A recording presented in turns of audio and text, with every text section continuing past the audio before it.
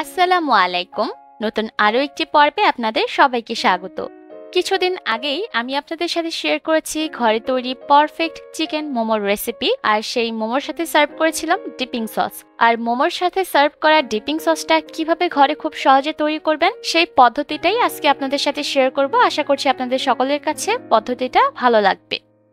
Dipping সসটা তৈরি করার জন্য আমাদের প্রয়োজন পড়বে চিলি অয়েল, আর এই চিলি অয়েলটা আমি ঘরেই তৈরি করব। তার জন্য একটা বাটির মধ্যে নিলাম 1 টেবিল চামচ চিলি ফ্লেক্স, আধা টেবিল চামচ নিয়েছি মরিচের গুঁড়া, আর 1 চা চামচ নিয়েছি সাদা তিল। আর তিলটা আমি কাঁচা অবস্থায় ব্যবহার করেছি।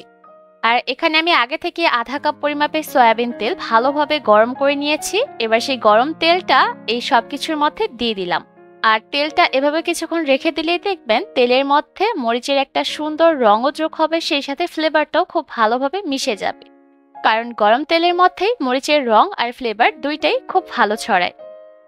এর মধ্যে কিন্তু তেলের মধ্যে মরিচের কালারটাও খুব সুন্দরভাবে যোগ হয়ে গেছে আর ফ্লেভারটাও মিশে গেছে। এবার আপনারা চাইলে এভাবেই কিন্তু এই তেলটাকে একটা কাচের বয়ামে রেখে সংরক্ষণ করতে পারেন, আবার চাইলে এই তেলটাকে ছেঁকে নিতে পারেন। আর ছেঁকে নেওয়ার জন্য অবশ্যই তেলটাকে ভালোভাবে ঠান্ডা করতে হবে, আর সেই সময়ের মধ্যেই দেখবেন তেলের মধ্যে মরিচের রং আর ফ্লেভার খুব ভালোভাবে মিশে যাবে।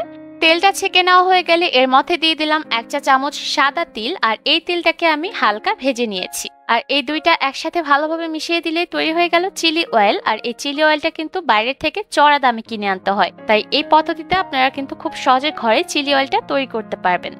এবার চলে যাচ্ছি মোমোর জন্য ডিপিং সসটা তৈরি করার জন্য। তার জন্য একটা বাটির মধ্যে নিয়ে নিলাম আধা টেবিল চামচ ডার্ক সয়া সস, 1 টেবিল চামচ নিয়ে নিলাম লেবুর রস, 1 টেবিল চামচ দিয়ে দিলাম পানি, আর 1 টেবিল চামচ দিয়ে দিলাম চিলি অয়েল, যে অয়েলটা আমি কিছুক্ষণ আগেই তৈরি করেছিলাম। এবার সবকিছুকে একসাথে নেড়েচেড়ে মিশিয়ে দিচ্ছি। আর এটাই হচ্ছে মোমোর সাথে সার্ভ করার জন্য ডিপিং সস, যেটা খুব সহজে আপনারা ঘরে তৈরি করতে পারবেন আর মোমোর সাথে সার্ভ করতে পারবেন। আর আজকের ডিপিং সসটা আমি সার্ভ করেছি গরম গরম ধোয়া ওঠা চিকেন মোমোর সাথে। আপনারা চাইলে মোমো ছাড়াও অন্য যে কোনো স্ন্যাক্সের সাথে কিন্তু এই ডিপিং সসটা সার্ভ করতে পারেন। খুব সহজে ঘরে থাকা সাধারণ কিছু উপকরণ দিয়ে চাইনিজ মোমো ডিপিং সসটা কিন্তু আপনারা ঘরেই তৈরি করতে পারেন, আর এটা খেতেও কিন্তু দারুণ মজার। আশা করছি আমার আজকের এই সস তৈরির পদ্ধতিটা আপনাদের কাছে ভালো লেগেছে। বাড়িতে যদি মোমো তৈরি করেন তাহলে অবশ্যই এই ডিপিং সসটা মোমোর সাথে সার্ভ করবেন, এতে করে মোমোর স্বাদ আরো দ্বিগুণ বেড়ে যাবে। আজকের মতো এখানেই বিদায় নিব। সবাই অনেক ভালো থাকবেন। আল্লাহ হাফেজ।